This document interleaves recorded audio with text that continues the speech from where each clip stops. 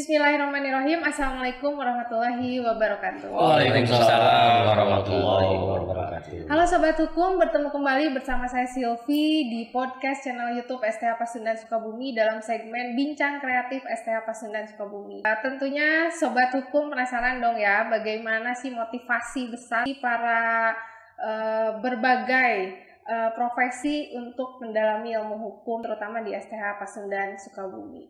Nah, semuanya akan kita bahas hari ini di podcast Bincang Kreatif STH Pasundan Sukabumi. Telah hadir di tengah kita semuanya bapak-bapak dari berbagai profesi ya. Yang pertama ada Abah dulu, Abah siap. Sebagai pembina STH Pasundan Sukabumi. Sampurasun Abah. Ampes nun. Kemudian ada Bapak Dadan Haris ya. Sebagai kepala desa ya. Kepala desa mana Pak? Kepala Desa Sukasari, Kecamatan Karangtengah, Kabupaten Cianjur. Sampurasun Bapak. Rampes. Nah, kemudian yang ketiga ada Bapak Ayib sebagai owner LPK Ichihara Jaya Cianjur. Oh, Jaya Cianjur. LPK yang khusus untuk ke bidangnya bahasa Jepang. Oh, bidang LPK bidang bahasa Jepang ya. Sampurasun Bapak. Oke, lanjut langsung saja tanpa berlama-lama kita bahas ya terkait dengan motivasi bapak-bapak yang ada di sini terkait ketertarikan dalam mendalami ilmu hukum ya. Oke. Bapak, apa sih yang menjadi motivasi ya? Apa yang memotivasi bapak-bapak sehingga bapak tertarik untuk studi ilmu hukum di STH Pasundan Sukabumi? Boleh. Baik, Assalamualaikum warahmatullahi wabarakatuh. Waalaikumsalam. Sampurasun, Sarana Wilujeng Sonten. Saya tertarik atau termotivasi untuk ke sekolah ke STH Pasundan Sukabumi. Satu, saya jadi bagian dari pengurus Pasundan, Paguyuban Pasundan di Kabupaten Cianjur. Betul. Yang didelegasi oleh Abah. Yang keduanya juga urus Paguyuban Pasundan ya. Yang kedua, saya tertarik untuk mendalami ilmu hukum untuk satu melindungi diri sendiri, keluarga dan masyarakat.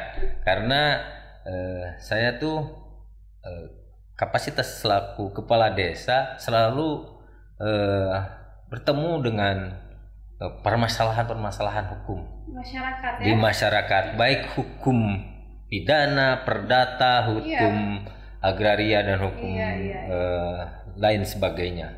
Jadi sangat penting kita harus mendalami ilmu hukum, terutama saya selaku profesi kepala desa, dan saya sangat merasakan manfaatnya. Jadi gini Bu, sebelum kita bicara mempelajari teori, sehari-hari kepala desa itu berhadapan dengan hukum. Terus sehari-hari kita selalu dituntut untuk memberikan solusi dan penyelesaian terhadap permasalahan-permasalahan yang diadukan oleh masyarakat atau yang ada di masyarakat gitu. Ada konflik antar kampung, antar warga gitu, ada kasus pencurian, kasus mabuk minum dan lain-lain gitu, kasus narkoba, kasus macam-macam ya Pak. Ya, macam-macam, pelecehan. Saya sudah berapa kali tuh ada pelecehan, kasus sodomi gitu, sampai ke Kapolda tuh saya diperiksa oleh Kapolda. Begitu kompleks ya. Iya. Padahal itu masalahnya sangat kecil gitu. Sepele gitu tadinya, berhubung di perumahan, jadi pada keluarganya itu atau orang tua masing-masing itu punya ego masing-masing yang tinggi, sehingga saling backingan. Apalagi kan ada adagium yang mengatakan ya Abah, menurut seorang filsuf Marcus Tullius Cicero, di mana ada masyarakat di situ ada hukum. Ubi societas ibi ius. Ya? Iya, betul. Oke, terima kasih Bapak. Siap, Kemudian Bapak Iyap nih, gimana nih? Pak Aib. Motivasi. Oh, Pak Aib. Iya. Bapak Aib. Baik, assalamualaikum warahmatullahi wabarakatuh. Sebelumnya perkenalkan, nama saya Ayub Saiful. Untuk saat ini saya di LPK Ichihara Jaya Cianjur, yang bergerak di bidang jasa, yaitu pendidikan bahasa Jepang. Nah, pertanyaannya tadi kenapa saya pilih hukum? Yang pertama memang menyangkut pekerjaan saya sendiri yang memang berhubungan sama tadi ya, orang tua siswa, kemudian kolega dan partner bisnis kita. Nah, di situ banyak sekali yang saya temukan ya, mungkin nanti contohnya ada ya di belakang saya sampaikan. Ternyata saya itu butuh pengetahuan hukum, yaitu tadi tujuannya minimal ya kita bisa mengantisipasi yang tadinya mengantisipasi supaya tidak adanya konflik hukum dan kita sendiri terhindar daripada hukum itu sendiri gitu. Ya minimalnya untuk diri saya sendiri dan keluarga dan lembaga saya yang sekarang kami jaga. Karena kami berpikir ke depan pasti yang namanya permasalahan itu pasti akan ada yang berkaitan dengan hukum. Oleh karena itu saya mulai sekarang akan mempersiapkan diri minimal kalau kita tahu gitu ya, tidak sewa advokat atau apa, minimal kita dulu lah gitu ya. Nah itu sih gitu yang jadi motivasi saya. Terus yang kedua, dengan memahami ilmu hukum kita memang terdorong untuk berpikir secara kritis dan logis. Itu yang saya rasa gitu ya, karena untuk berargumen itu kan butuh logis juga, butuh keberanian juga. Nah itu yang bikin saya mungkin yang lebih tertarik gitu. Apalagi kan Bapak ya sudah berhasil memberangkatkan para pemuda-pemudi ke negara Jepang ya. Itu kan terkait prosedur-prosedur semuanya yang harus kita pahami. Iya, karena di perjalanan tadi ya kita sering MOU dengan beberapa partner kita. Terkadang ada satu permasalahan terhenti di tengah jalan, ya MOU tadi kan bisa batal dan sebagainya. Nah itu permasalahan itu yang mungkin kedepannya harus saya mempelajari. Kalau tahu hukumnya, alurnya mungkin ya tahu lah ya harus seperti apakan gitu. Karena kemarin tidak tahu ya udah cukup situ aja. Nah kalau sekarang insya Allah gitu. Soalnya tanpa sadar dan tanpa ini disadari juga memang kita tuh semuanya adalah berkaitan dengan produk hukum. Betul. Produk hukum semuanya. Nah Abah nih, terima kasih Bapak. Ya, sama-sama. Abah memandang nih para profesi yang berbeda ini untuk ya kalau saya pikir apa yang disampaikan oleh beliau ini, oleh Pak Kades selaku Profesi Kepala Desa, Pak Aib juga selaku owner jasa pemberangkatan tenaga kerja ke Jepang, menurut saya sangat signifikan. Tidak salah beliau menentukan untuk kuliah di hukum atau kuliah di prodi hukum gitu ya. Dan kebetulan juga masuknya di STH Pasundan menurut saya sangat tepat. Pilihan tepat lah dari Pak Kades, Pak Dadan, juga dari Pak Aib. Kenapa? Sebab kalau saya punya pandangan, saya ini basic manajemen lah lebih cenderungnya. Kalau berbicara tentang hukum, itu berbicaranya fakta dan data. Ya, berbicara hukum pasti tidak akan luput dari kepastian, keadilan, dan ujung-ujungnya kemaslahatan umat. Nah, jadi sekali lagi mungkin saya selaku pembina STH Pasundan berterima kasih kepada beliau ini yang sudah tepat gitu ya menentukan pilihan dari sisi prodi juga kelembagaannya gitu. Karena menurut saya sekali lagi bahwa kalau tadi Teteh bilang bahwa Bu Silvi sudah bilang bahwa di mana ada 2 orang lebih pasti perlu yang namanya aturan. Nah sekarang apalagi yang namanya kepala desa. Kepala desa itu ujung tombak pemerintahan.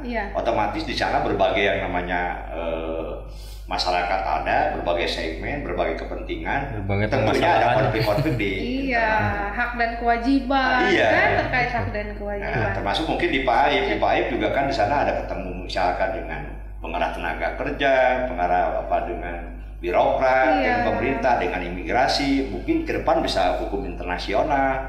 Tapi paling tidak karena Pak Aib juga selaku owner, selaku pimpinan dari LPK Ichihara, Pak Aib juga pasti akan berbicara tentang hukum-hukum hak dan kewajiban sebagai karyawan di LPK. Kalau kita berbicara tentang Undang-Undang nomor 13 tahun 2003 tentang hak dan kewajiban sebagai penyelenggara, ya termasuk juga hak kewajiban sebagai tendiknya, termasuk juga hak kewajiban sebagai siswanya. Jadi sekali lagi saya ucapkan terima kasih karena beliau-beliau ini tepat memilih prodinya prodi hukum. Setuju. Mohon bimbingannya, Bah. Mohon bimbingannya. Insya Allah sebatas yang terima kasih, Abah. Memang betul, Bah. Setiap profesi itu sebetulnya berkaitan erat dengan hukum, apalagi dengan produk-produk hukum ya, Bah ya. Itu sangat erat kaitan. Karena semua lingkungan, semua profesi pasti memerlukan orang hukum. Setuju ya. Oke, selanjutnya kira-kira ada pengalaman nggak nih, terutama pengalaman berkaitan dengan profesionalitas bapak-bapak di sini ya, apalagi adakah momen spesifik misalnya yang memang melatar belakangi bapak-bapak ingin sekali mendalami ilmu hukum? Dibalik sekarang ke Pak Iyep dulu. Oh, Pak Iyep dulu. Pengalaman yang menarik ya. Pengalaman menarik saya ada ya, waktu itu saya dengan partner saya itu MOU ya. Tiba-tiba di pertengahan jalan memang ada slack gitu. Kemudian pada saat itu memang ada sedikit administrasi yang nyangkut lah ya, dan karena tadi minimnya pengetahuan hukum, jadi termasuk saya sendiri ya masalah itu sampai tertunda-tunda gitu, dan sampai sekarang pun gitu ya itu masih tertunda. Memang sih kalau secara administrasi mungkin tidak seberapa, tapi bukan masalah nilainya, tapi penyelesaian secara MOU-nya yang kita buat kesepakatan bersama itu ternyata itu diingkari gitu. Nah itu yang mungkin jadi salah satu pengalaman. Terus yang kedua, dulu pernah saya berpikir sebelum mengenal hukum itu, kenapa orang-orang koruptor atau orang-orang yang melakukan kesalahan itu kok dibela gitu. Ternyata setelah saya tahu hukum, ternyata si maling itu diadili tapi dibela juga Kenapa? Yang dibela itu haknya ternyata. Dulu saya pikir, wah ya udah maling memaling gitu kan ya, atau suruh masuk penjara ternyata tidak, ada hak-hak yang memang mungkin bisa meringankan. Itu yang jadi yang harus diperhatikan. Itu yang berikutnya mungkin ada dengan mengenal hukum, kita sekarang tahu untuk misalkan kayak kredit mobil dan sebagainya ada di jalan, misalkan perampasan dan sebagainya. Nah itu kita sekarang udah punya bahannya. Oh ternyata nggak bisa sewenang-wenang ya. Kalau memang dia minta kunci, kasihkan, kita ikut bareng. Kita bisa jadi si pengambil kendaraan tersebut kan bisa jadi si pelaku atau gitulah ya. Nah kalau dulu mungkin kita gemetaran lah berhubungan dengan hukum gitu. Nah sekarang alhamdulillah sedikit demi sedikit pengetahuan hukum ada bekal gitu. Sangat bersyukur bisa masuk STH dan untuk dosennya juga mudah dipahami. Kemudian semua juga pada baik dan kritis juga. Baik, terima kasih Bapak. Kumaha Bapak pengalaman banyak sih sebetulnya pengalaman yang berkaitan dengan hukum ya. Satu contoh lah ini, bahkan masih hangat ya, baru ada 2 minggu ke belakang tuh saya warga saya tuh mengalami kasus pencurian gitu ya. Kasusnya itu yang mencurinya itu orangnya punya keterbelakangan, tunawicara, terus tunarungu dan disabilitas lah ya. Ya, disabilitas. Yang kesulitan penyidik ini kan harus di BAP nih. Kan bingung juga ya Bu ya. Itu memang agak rancu gitu ya Bu ya. Menurut saya tuh. Penyidik memanggil kepala sekolah SLB ya untuk mentranslate wawancara itu atau BAP itu. Sementara menurut saya ini tidak nyambung. Ini kan seorang akademisi nih yang menanyanya, yang ditanyanya itu disabilitas tidak pernah sekolah SLB. Jadi menurut saya ini agak rancu, agak kurang nyambung gitu ya Bu ya. Ini kan dengan keilmuannya, sementara itu dengan otodidaknya ya berjalan seperti itu. Tapi saya yakini itu agak nggak nyambung kayaknya gitu.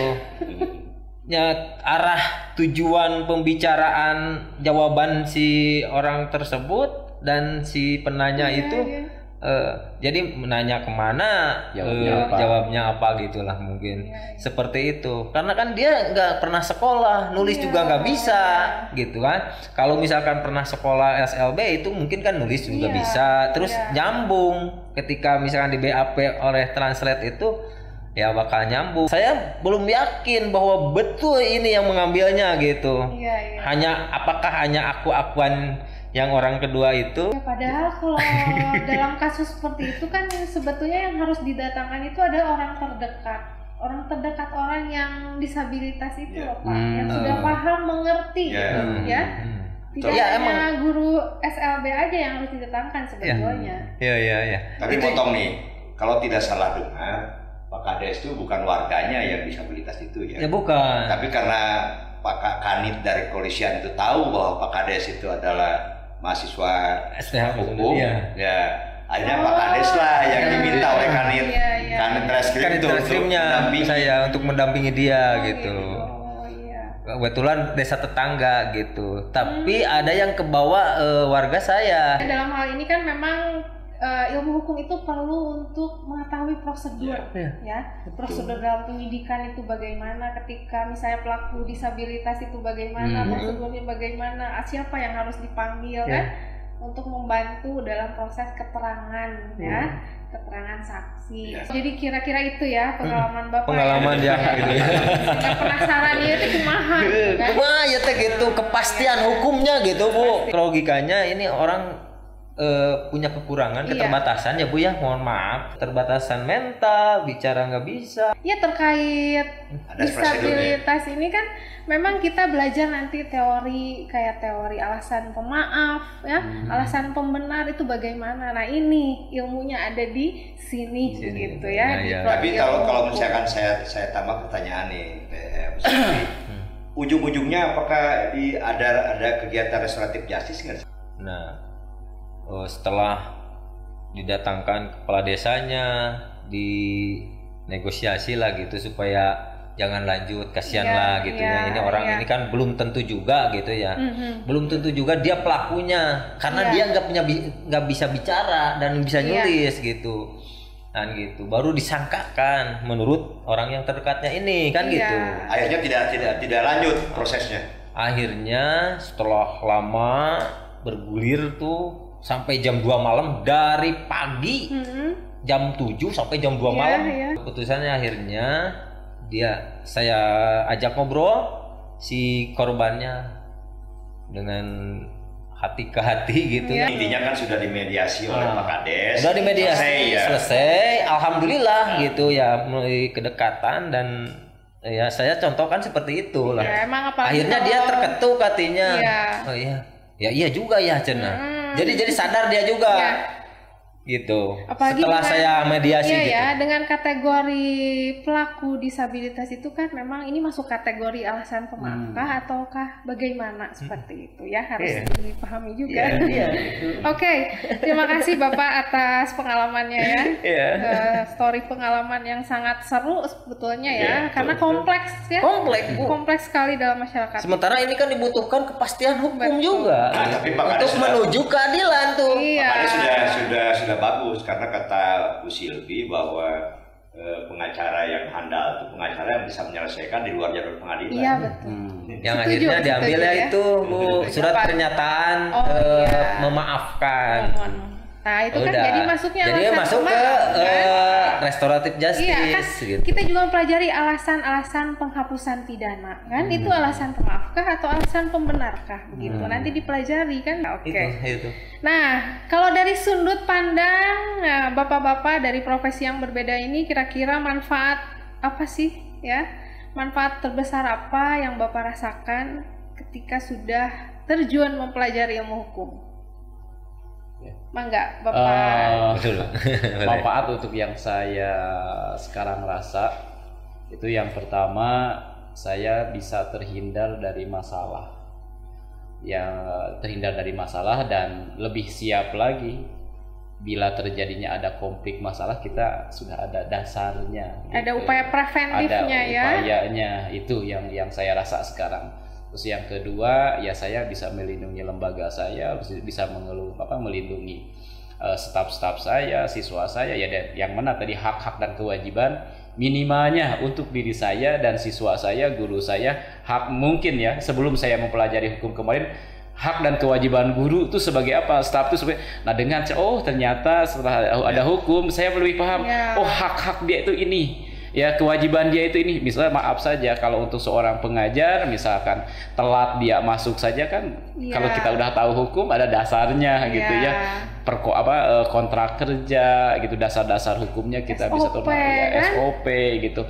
Ternyata dengan belajarnya tadi hukum kita bisa menerapkan gitu ya pengetahuan kita, dan dengan apa yang kemarin kita buat. Kalau kemarin asal buat pokoknya gitu kan ya, enggak menjalaninya mungkin bisa dijalani bisa tidak, tapi kalau sekarang ya alhamdulillah dengan dasarnya tadi ada hukum, jadi kita bisa seiring berjalan gitu. Alhamdulillah. Alhamdulillah ya. Bapak kira-kira Bapak Kades nih, Bapak kira-kira manfaat terbesar yang Bapak rasakan? Manfaat terbesar yang saya rasakan, satu saya bisa mengetahui beberapa yang mungkin kasus-kasus yang harus diselesaikan oleh saya gitu ya. Mungkin dari contoh tadi itu saya bisa memediasi orang tersebut supaya mendapatkan hak dan keadilannya, termasuk orang yang tuna bicara itu kan Bu ya. Meskipun dia itu dikatakan dituduh pelaku, tapi menurut saya ini belum pasti juga asas praduga tak bersalah asas ya. praduga tak bersalah gitu. Makanya saya dorong seperti itu dengan memasukkan ide dan ide saya ke Pak Kanit sekaligus ke Pak Kapolsek. Ya itu berkatnya, manfaatnya saya kuliah di sini gitu, mempelajari hukum gitu.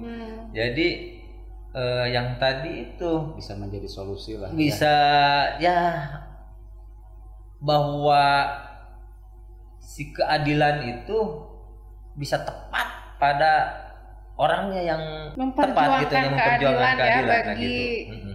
Orang yang tepat. Nah terus selain itu yang sangat bermanfaat, saya ketika misalkan berbicara dengan orang hukum setidaknya kita bisa confident lah gitu. Dan ada yang sosokan misalkan ke desa kan banyak ya Bu ya, wartawan, LSM yang mengaku-ngaku LSM dan lain-lain ya Bu ya, mengintimidasi dan lain-lain lah gitu. Saya bisa jawab, Anda siapa? Kalau saya dengar apa yang disampaikan oleh Pak Aib, Bu Silvi, dengan yang disampaikan oleh Pak Kades, tadi dari kolomnya kayaknya muncul bahwa setelah dia belajar tentang hukum, ya, muncul tanggung jawab moral. Di antaranya bagaimana agar saya tidak jadi hukum atau masalah hukum kayaknya itu ya. Terus yang kedua juga muncul nampaknya di beliau-beliau ini tanggung jawab moral, bagaimana dia mempelajari ilmu hukum, sehingga kalaupun belum selesai Pak Kades jadi seorang sarjana hukum gitu ya, atau juga Pak Aib yang baru masuk, tapi sudah ada tanggung jawab moral karena dia itu sekolah di Fakultas Hukum, otomatis harus mempelajari hukum. Soal hukum itu pasti ada kepastian, karena kalau misalkan kita ini menganut hukum kontinental Eropa ya, pasti sumbernya ada kitab-kitab ya, berdasarkan kitab-kitab. Jadi wayahnya aja nanti, karena yang namanya Pak Kades juga, yang namanya Pak Aib bukan hanya kitab hukum pidana, perdata, ya ABCD itu kitab-kitab itu harus dibaca. Setuju Abah. Betul. Nah terakhir nih, kalau dikaitkan dengan profesi Bapak masing-masing ya, nah terkait ini, bagaimana sih hubungan pengembangan karir nanti ke depan berkaitan dengan ilmu hukum ini? Rencananya gimana nih? Pak ingin jadi pengacara? Saya mungkin setelah saya selesai melaksanakan atau usai jabatan saya berhenti gitu jadi Kades, mungkin saya alih profesi. Lanjut ke KPA kayaknya nih. Lanjut ke PKPA mungkin. Iya.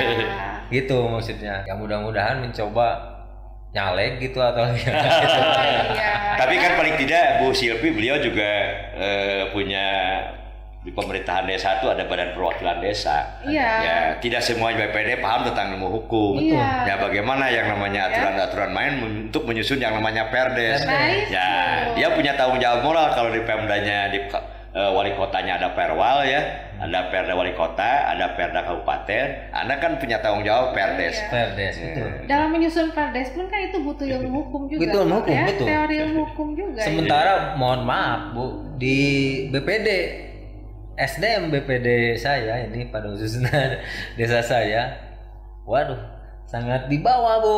Ya. Jadi otomatis saya yang harus mencari hukum-hukumnya Bantuan-bantuan dari luar ya. bantuannya gitu. Boleh Termasuk dong, saya ke nanti. Pahayatun Hamid. Sekarang saya akan bikin Perdes, ada 3 Perdes yang akan diselesaikan Iya. di tahun ini itu. Nah, Sudah selesai kan? Boleh. Udah selesai. Makanya boleh nanti Bapak arahkan ya, memotivasi para rekan-rekannya untuk bisa Betul. berkuliah studi ilmu hukum terutama di STH Pasundan Sukabumi ya. Kira-kira apa ini nih? Aduh, kalau saya masih baru, jadi mungkin masih butuh waktu ya. Tapi untuk Tapi ada gambaran nggak nih ke depan? Untuk gambaran, untuk jangka pendeknya mungkin ya. Saya tadi ingin melindungi lembaga saya. Kalau untuk kedepannya, saya apa kata abah teh temennya ngaletikeun Tuhan.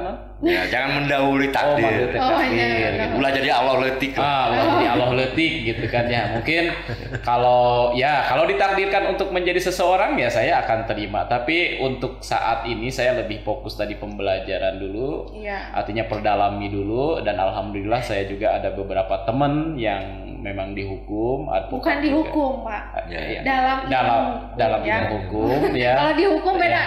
Ya.